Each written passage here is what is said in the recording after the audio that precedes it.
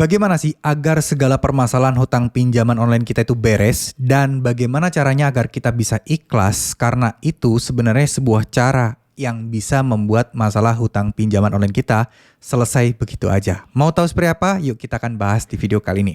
Oke, sebelum memulainya izinkan saya untuk disclaimer dulu bahwa ini berdasarkan pengalaman pribadi saya ketika ada beberapa hutang cicilan yang mungkin menurut saya hampir mustahil untuk dilunasi dalam waktu cepat, tapi ternyata Allah berkata lain dan ternyata hutang saya bisa sangat cepat lunasnya.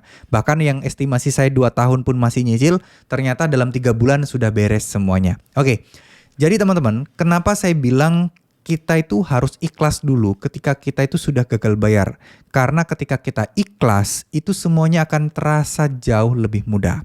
Loh kok bisa? Nah bisa banget karena gini, konsep berpikir kita ketika kita ikhlas itu sangat berbeda ketika kita masih berusaha untuk fight dan berusaha untuk terus menyelamatkan diri dalam tanda kutip yang mana itu kadang justru akan membuat kita terpuruk juga teman-teman. Nah kenapa saya bisa bilang seperti ini? Karena gini, ketika teman-teman itu masih berusaha untuk tidak ikhlas atau mungkin nggak ikhlas maksudnya dalam artian gimana caranya biar masalah pinjol saya selesai, gimana caranya biar saya bisa bayar dan lain sebagainya.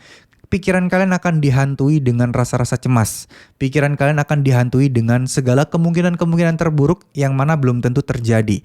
Pikiran kalian akan selalu memikirkan ya gimana caranya membayar.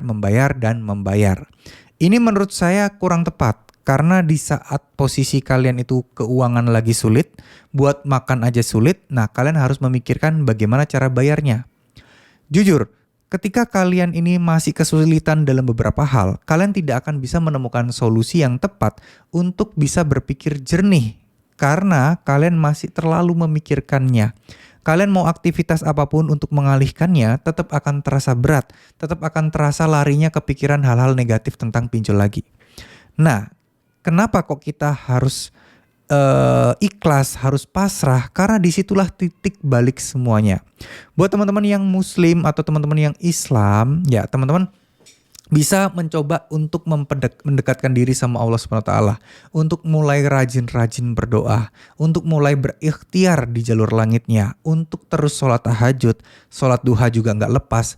Mungkin teman-teman bisa fokus ke arah sana terlebih dahulu. Kenapa saya bisa bilang seperti ini?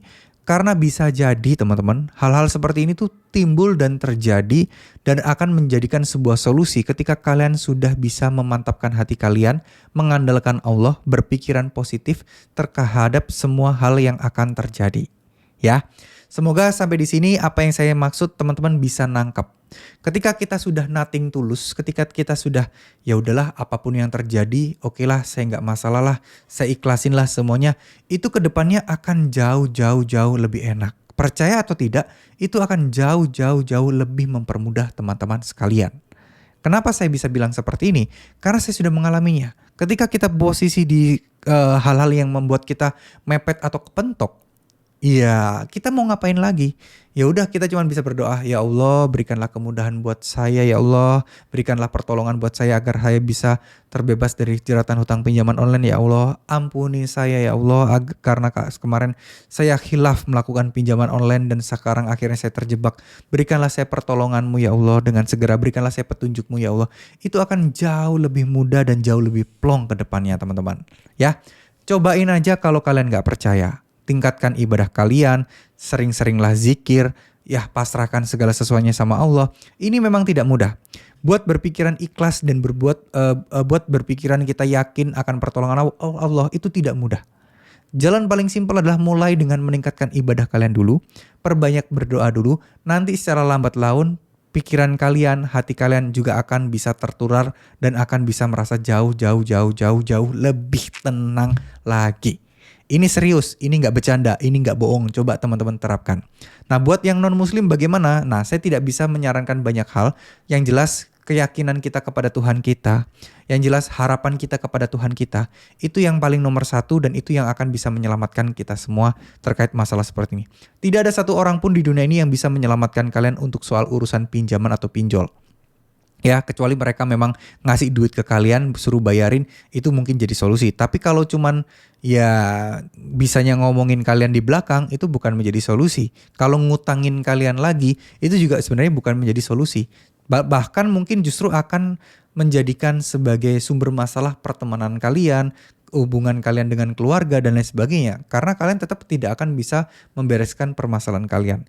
Jadi kembali lagi ya, ikuti petunjuk Allah, ikuti petunjuk Tuhan kalian. Lakukan apa yang terbaik yang bisa kalian lakukan saat ini. Lupakan sejenak soal urusan perpinjolan. Maka disitulah kalian akan menemukan titik balik yang bisa jadi akan membuat kalian sukses ke depannya. Oke, terima kasih. Semoga apa yang saya sampaikan bisa bermanfaat. Wassalamualaikum warahmatullahi wabarakatuh.